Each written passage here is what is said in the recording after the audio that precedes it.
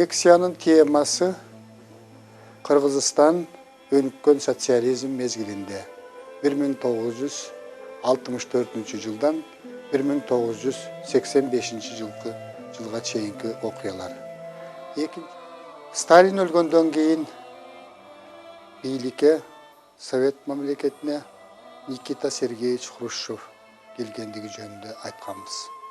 Ал бийликке келгенден кийин Советтер Союзунда коммунизмди кеңири куруу ураанын жарыялап, 20 жылдын ичинде коммунизмдин негизин Советтер Союзунда куруу жөнүндө маселе койгон.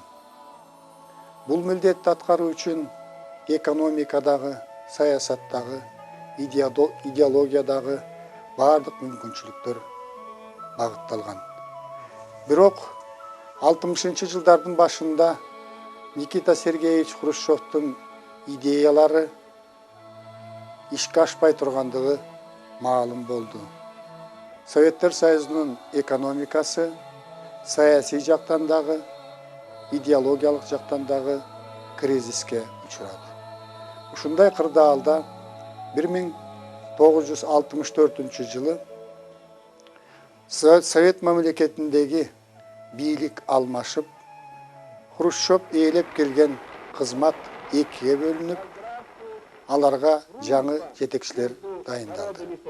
Тагыраак айтканда, КПСС Борбордук комитетинин биринчи секретарлыгына белгилүү мамлекеттик жана саясий ишмер Леонид Ильич Брежнев шайланган. Экинчи кызмат Советтер Союзунун Министрлер Советинин председательдигине белгилүү саясий ишмер Алексей Косыгин дайындалган. Ошентип советтик мамлекеттик жетекчиликке, партиялык жетекчиликке жаңы адамдар келген. Ушул мезгилден тартып Советтер Союзунда партиянын бийлиги мурдагыдан дагы чыңдалган. Партия Совет мамлекетинин бардык сферасын, бардык багыттарын өзү жетекчиликке алган. Кыргызстанда болсо 1961 жылы эле партиянын жогорку бийлиги Турдакун Усубалиевдин колуна өткөн. Ошол мезгилде республикалык партиялык комитеттердин абалы өз алдынчалыгы жок болгон. КПССтин съездеринин, пленумдарынын, конференциялардын чечимдерин гана Кыргызстанда бөлөк республикаларда так аткарууга милдеттүү болгон. Албетте ошол КПССтин жетекчилеринин тилин таап иштөө, ошону менен катар эле Кыргызстандын кызыкчылыгын колдоо, көздөө, Кыргызстандын экономикасынын өнүгүшү үчүн, саясий, социалдык жана маданий жактан өнүгүшүнө кам көрүү ошол мезгилдеги республиканын жетекчилиги үчүн кыйынга турган. Турдакун Усубалиев өзүнүн жөндөмдүүлүгү менен КПСС Борбордук комитетинин 4 секретары менен чогуу иштешкен. Ошолордун ар биринин Брежневдин дагы, анын ордуна келген Андроповдун, анын ордуна келген Черненконун тилин таап, алар менен чогуу иштешкен. Кыскасын айтканда, 25 жылча Кыргызстанды жетектеген Турдакун Усубалиев өзүнүн жөндөмдүүлүгү менен Кыргызстандын экономикасын, маданиятын жана социалдык турмушун көтөрүүгө бир топ салымды кошкон. Республикалык башкаруунун бардык жактары Москва тарабынан тескелген. Ошол республикалык партия комитетинин экинчи, үчүнчү секретарлары, ал тургай бөлүм башчылары, чоң областтын жетекчилери, чоң ишканалардын жетекчилеринин бардыгы тең Москванын макулдугу болмоюнча бекитилген эмес. Мына ушундай кырдаалда СССРдагы закон чыгаруучу закон кабыл алуучу жогорку орган деп эсептелген советтердин ролу жогорулаганын ордуна кайра төмөндөп кеткен. Советтердин ролу жогорулаган эмес. Союзда дагы, республикаларда дагы жогорку совет, анын президиуму негизинен өзүнө баш ийген министрликтер менен ведомстволордун, өзүнө баш ийген областтык, райондук советтердин отчетторун угуу менен алек болгон. Мына ушундай кырдаалда Кыргызстанда Кыргыз ССРнын жогорку советинин президиумунун төрагасы болуп, көп жылдары белгилүү мамлекеттик советтик ишмер Төрөбай Кулатов иштеген. Ал Кыргызстандын бул органын 1945 жылдан 1978 жылга чейин жетектеген. Бул киши өзүнүн жөндөмдүүлүгү менен республиканын экономикасын көтөрүүгө, республиканын башка сфераларын жогорулатууга салым кошкон. Бул адамдын Кыргыз Республикасы үчүн сиңирген эмгегин ар дайым баалоого милдеттүүбүз. КПССтин коомдогу ролун жогорулатуу үчүн 1977 жылы 7 октябрда СССРдын конституциясына өзгөртүүлөр киргизилген. А дегенде советтик коомдо, коомчулуктун арасында бул өзгөртүү жөнүндөгү сунушту талкуу жүргүзүлгөн. Албетте ал мезгилде талкуу кандай болгондугу белгилүү. КПССтин бийлигин чыңдоо үчүн бардык жерлерде өткөрүлгөн чогулуштар аны жактап чыккан. Натыйжада СССРдын конституциясына КПСС совет коомунун жетектөөчү жана багыттоочу күчү, СССРдын саясий системасынын жана мамлекеттик коомдук уюмдардын ядросу деген жаңы өзгөртүү киргизилген. Ушундан кийин Советтер Союзунда толук бойдон КПССтин диктатурасы орногон деп айтсак болот. Формалдуу түрдө коомдук уюмдар да болгон. Коомдук уюмдардын ичинде профсоюздук уюмдар, комсомол уюму, жаштардын уюму, чыгармачыл адамдардын уюму, ар кандай кызыкчылык менен баш кошкон адамдардын коомдору иштеген. Бирок алардын бардыгы тең партиянын көзөмөлүндө болуп, партиянын айтуусу боюнча иштеген.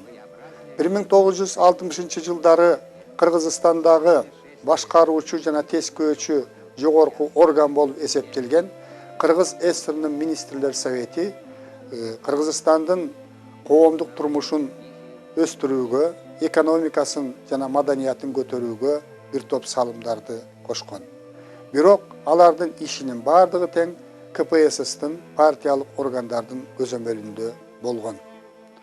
Ошого карабастан Кыргызстандын министрлер советин жетектеген Сүйөркулов Абды, Болот Мамбетов, Акматкул Сүйүнбаев, Султан Ибраимов, Арстанбек Дүйшөев өңдүү элдин ичинен чыккан таланттуу жетекчилер Кыргызстандын экономикасын көтөрүүгө, бул абройлуу органды жетектөөгө өздөрүнүн көптөгөн салымдарын кошкон.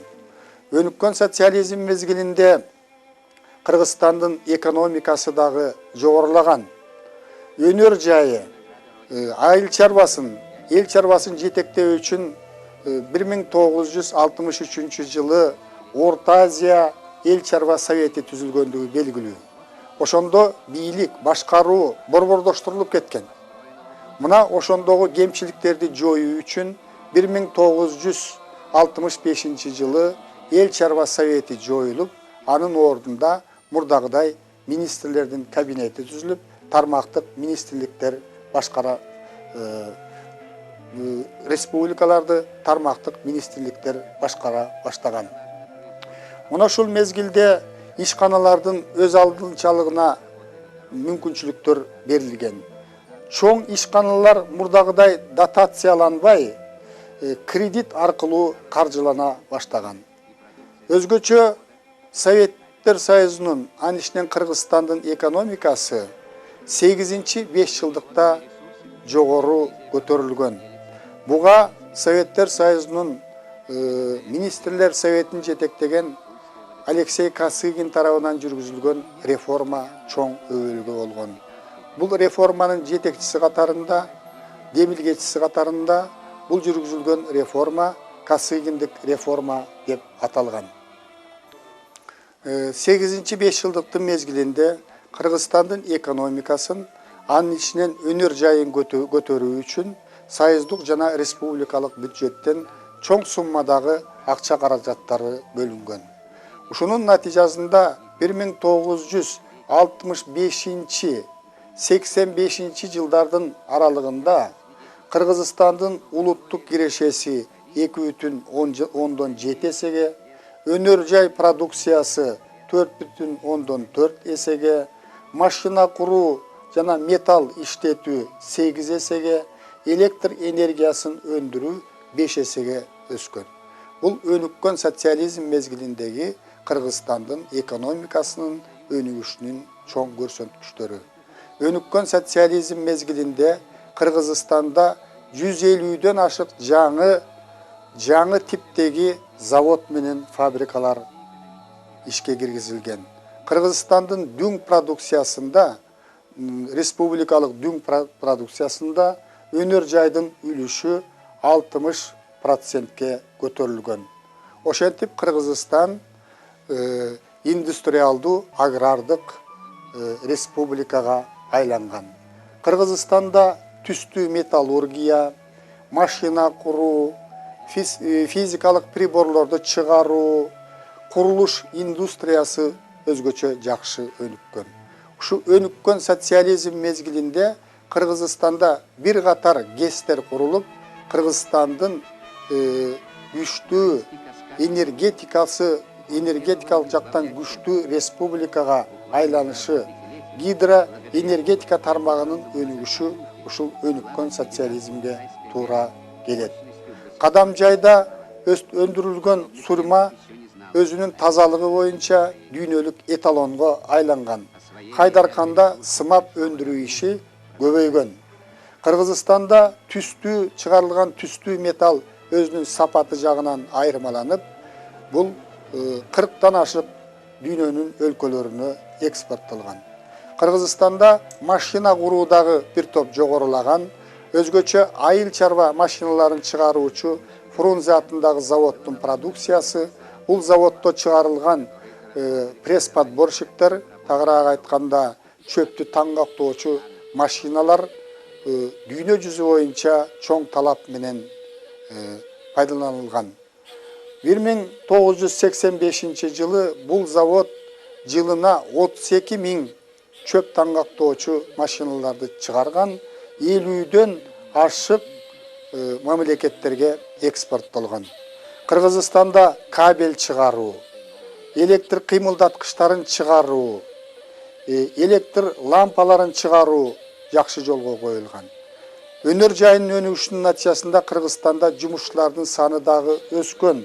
1960 жылы Кыргызстанда 310 000 жумушчу болсо, 1985 жылы жумушчулардын саны 866 000ге көтөрүлгөн. Бирок жергиликтүү кыргыздардан жумушчу адистерди даярдоо иши мурдагыдай эле колго алынган эмес. Кыргызстандагы жумушчулардын 40% кыргыздар деп эсептелген. Бирок кыргыз жумушчулардын көпчүлүгү айыл чарбасында, совхоздордо эмгектенген, курулушта эмгектенген, тейлөө тармагында жана транспортто эмгектенген. Өнүккөн социализм мезгилинде Кыргызстандын айыл чарбасы дагы чоң ийгиликтерге жетишкен деп айтсак болот. Кыргызстандын айыл чарбасынын өнүгүшүнө Союзда кабыл алынган 1965 жылы КПСС борбордук комитетинин март пленумунун чечими өзгөчө тарихий мааниге ээ болгон. Анда айыл чарбасын көтөрүүнүн узак жылдарга эсептелген программасы иштелип чыккан. Ушул программага ылайык союздук республикаларга, анын ичинен Кыргызстандын айыл чарбасын көтөрүү үчүн союздук бюджеттен, республикалык бюджеттен чоң суммадагы акча каражаттары бөлүнгөн. Мисалы 8-5 жылдыкта, тагыраак айтканда 10 жылдын ичинде Кыргызстандын айыл чарбасын көтөрүүгө 2,6 миллиард сом бөлүнгөн. Ал эми кийинки 10 жылдыкта 1976 жылдан 85 жылга чейин 4,3 миллиард сом акча бөлүнгөн. Өнүккөн социализмдин 20 жылында Кыргызстандын айыл чарбасын өнүктүрүүгө 7 миллиард сомго жакын акча каражаты бөлүнгөн. Ушунун натыйжасында Кыргызстандын айыл чарбасынын материалдык техникалык базасы мурда болуп көрбөгөндөй деңгээлге чыңдалган. 1965 жылы Кыргызстандын айыл чарбасында 19 000 трактор иштесе, 1985 жылы тракторлардын саны 29 000ге жеткен.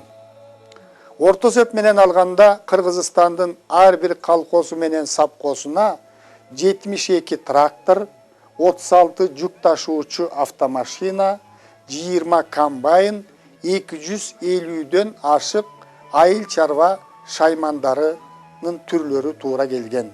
Кыргызстанда электр өндүрүү жогорку темпте жогорулаган.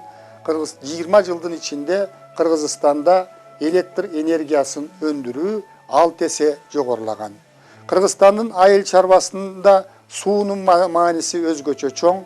Суга жерлери Кыргызстанда ар дайым чектелүү болгон, бирок мелиорация ишине бөлүнгөн каражаттардын жана аларды жумшоонун натыйжасында, ишке ашыруунун натыйжасында Кыргызстандын сугат жерлеринин көлөмү 1 миллион гектарга жеткен. Кыргызстанда өнүккөн социализм мезгилинде мал чарбасы жакшы өнүккөн. Койдун башы өнүккөн социализмдин акыркы жылдарында 10 миллион башка жеткен. Алар 18 000 типтүү кашарларда багылган. Жайкысын жайлоолордо кышында ушул 18 000 кашарда багылган. Кой багуу тармагында Кыргызстандын 50 000 адамы эмгектенген. Кыргызстан жылына мамлекетке 50 000 тонна койдун этин өткөрүп турган.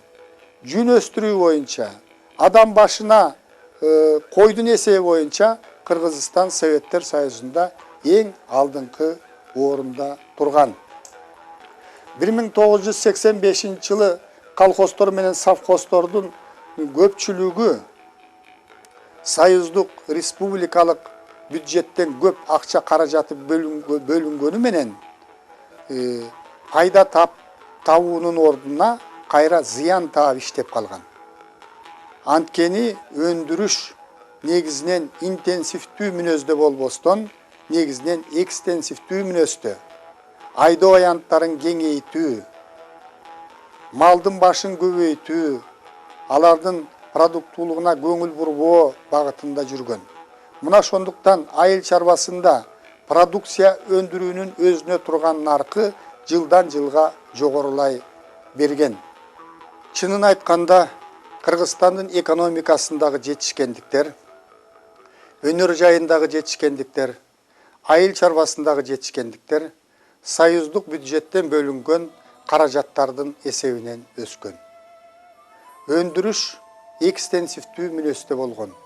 Мына ошого байланыштуу Кыргызстандын экономикасында өндүрүлгөн продукциянын өзүнөн турган наркы жогорулай берген. Ачыгын айтканда 1985 жылы Кыргызстандагы колхоздор менен совхоздордун 60% зыян тартып иштеп калган. Бул ошол мезгилдеги жетишкендиктер менен катар экономикада кризистик абал башталгандыгын, жүрүп аткандыгын билдирет. Кыргызстандын айыл чарбасынын социалдык абалын жакшыртууга дагы бир топ көңүл бурулган. Кыргызстандын айыл кыштактарынын социалдык турмушун жогору көтөрүү үчүн анда эмгектенген колхозчуларга гарантияланган эмгек акысын төлөө тартиби киргизилген. Кыргызстандын айыл кыштактарын көрктөндүрүү иши колго алынган. Ушул мезгилде өзгөчө белгилей турган нерсе перспективасы жок айыл кыштактарды ирилештирүү саясаты жүргөн. Натыйжада өнүккөн социализмдин мезгилинде 60 жылдардын ортосунан 85 жылдарга чейин Кыргызстанда айыл кыштактардын саны 3,5 миңден 1,8 миңге кыскарган. Бир топ айыл кыштактардын баардыгы тең келечеги жок деп борбордук кыштактарга көчүрүлгөн. Мунун жакшы жактары да болгон, зыяндуу жактары да болгон. Анткени келечеги жок деп таанылган айыл кыштактардын көпчүлүгү мал чарбасын өнүктүрүүгө, дыйканчылыкты өнүктүрүүгө ыңгайлуу жерлерде жайгашкан. Алардын эли зордук менен борбордук кыштактарга көчүрүлгөн. Бул ишти жүргүзүү боюнча Кыргызстан Советтер Союзунда 3-чү орунду ээлеген. Бирок ирилештирген кыштактарда билим берүү иши жакшырган, калкты маданий жактан тейлөө иштери жакшырган, бөлөк инфраструктураларды түзүүгө ыңгайлуу шарттар түзүлгөн.